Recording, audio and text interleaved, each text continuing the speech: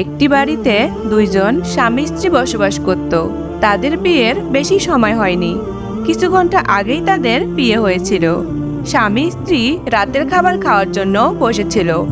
হঠাৎ করে কে যেন দরজার মধ্যে আওয়াজ দিল। তখন তার স্বামী খুব রেগে গিয়ে বলল, এই সময় আমাদেরকে কে বিরক্ত করতে আসলো? তখন নেককার স্ত্রী বলল, কোনো সমস্যা নেই, কারো হয়তো কোনো সমস্যা হয়েছে। আচ্ছা, আমি দেখছি। ঘরের ভিতর থেকে জিজ্ঞেস করলো, কে আপনি? বাহির থেকে উত্তর আসে, আমি একজন ফকির। আমি অনেক ক্ষুধার্ত, যদি কিছু খাবার দাও তাহলে অনেক মেহেরবানি হবে। তখন নেককার স্ত্রী তার স্বামীর কাছে আসলো। তখন তার স্বামী তাকে জিজ্ঞেস করলো, দরজায় কে এসেছে? স্ত্রী বলল, একজন ফকির এসেছে, সে খাবার চায়। তখন তার স্বামী অনেক রেগে গিয়ে বলে, কে আমাদের সময় নষ্ট করার জন্য এসেছে? এই বলে সে দরজার বাইরে গেল এবং ফকিরকে অনেক গালাগালি শুরু করলো। ওই বেচারা ফকির মাপ চেয়েছিল, কিন্তু সে মাপ করেনি, বরং তাকে অনেক মারধর করে। ফকির সেখান থেকে চলে গেল। ফকিরের অনেক ক্ষুধা পেয়েছিল এবং তার অনেক পিপাসাও পেয়েছিল। বেচারা ফকির ভাবছিল, এর আগে কখনো এমন হয়নি। আমি কারো দরজায় খাবারের জন্য গিয়েছি আর কেউ আমাকে এভাবে মারধর করেছে, কিন্তু কি আর করার, এটা আমার ভাগ্যে ছিল। তারপর তার স্বামী আবার ঘরের ভিতরে চলে আসে। সে নিজে নিজে বিড়বিড় করতে করতে খাবার জন্য বসে গেল। তার স্ত্রীকে অনেক চিন্তিত মনে হচ্ছিল। কিছুক্ষণ পর হঠাৎ করে তার স্বামীর শরীর খারাপ হয়ে যায়। অনেক খারাপ লাগতে শুরু করে, তার মাথা ঘুরতে শুরু করে। তার মনে হচ্ছিল যে সবাই মিলে তাকে একটা কূপের মধ্যে ফেলে দিচ্ছিল এবং সে অনেক জোরে জোরে চিৎকার করছিল। এই অবস্থায় সে ঘর থেকে বাইরে চলে আসে। তার স্ত্রী অনেক চিন্তিত হয়ে পড়ে এবং তাকে বাইরে যেতে নিষেধ করে, কিন্তু স্বামী চলে গেল আর এমনভাবে হারিয়ে গেল যে আর কখনো সে ফিরে এলো না।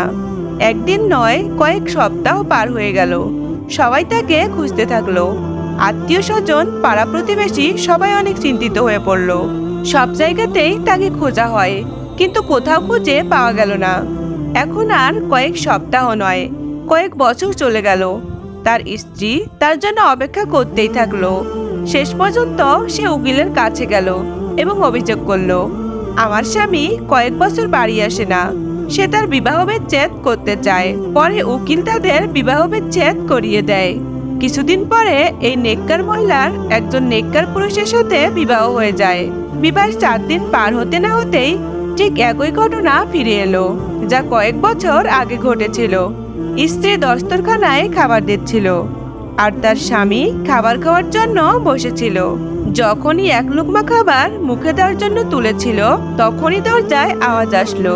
তখন তার স্বামী বলে, কে যে এই সময় দরজায় এসেছে, আমি দেখছি। তখন তার স্ত্রী বলে, আপনি বসুন, আমি দেখছি। স্ত্রী তখন ভিতর থেকে জিজ্ঞাসা করে, কে আপনি আর কি চাচ্ছেন? বাইরে থেকে উত্তর আসলো, আমি একজন ফকির, কয়েকদিন থেকে কিছু খাইনি, আমাকে কি একটু খাবার খেতে দিবে?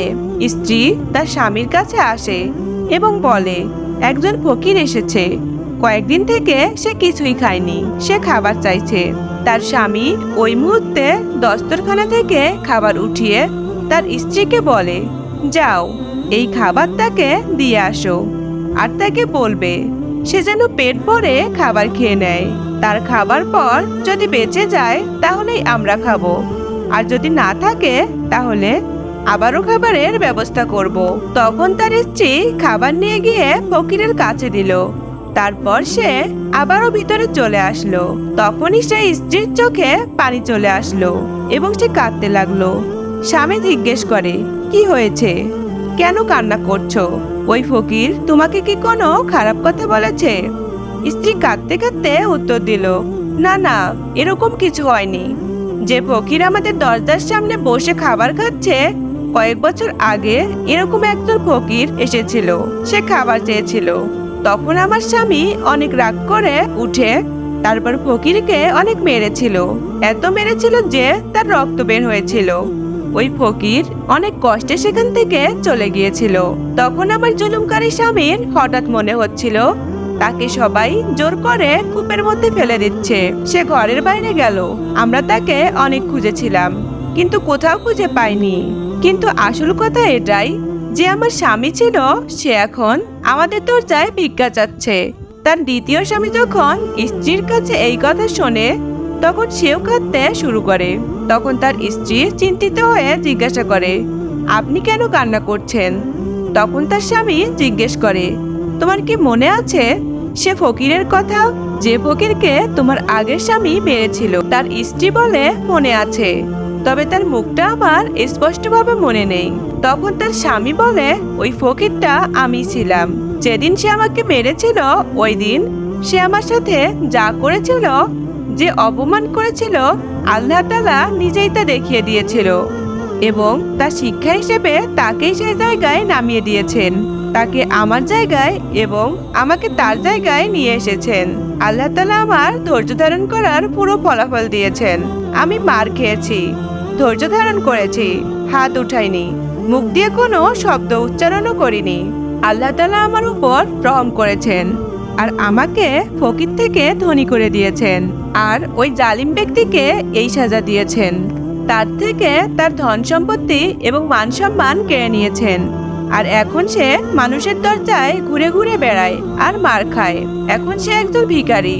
যখন তার স্ত্রী এসব কথা শুনলেন, তিনি বললেন, আমিও আল্লাহ রাব্বুল আলামিনের শুকরিয়া কেন আদায় করব না, যিনি আমার ধৈর্য ধারণ করায় এত সুন্দর দাম্পত্য জীবন দিয়েছেন এবং এক জালিমের কাছ থেকে মুক্ত করে এক নেককার মানুষের সাথে বিবাহ দিয়েছেন। বন্ধুরা, এখানে শিক্ষণীয় বিষয় হলো, যারা জুলুম করে তারা কোনো না কোনো দিন ঠিকই তার শাস্তি ভোগ করে। আল্লাহ তাদের অবশ্যই শাস্তি দেন, আর ধৈর্যের ফল সবসময় সুমিষ্ট হয়। আল্লাহ তাদের পুরস্কৃত করে থাকেন। সুবহানাল্লাহ।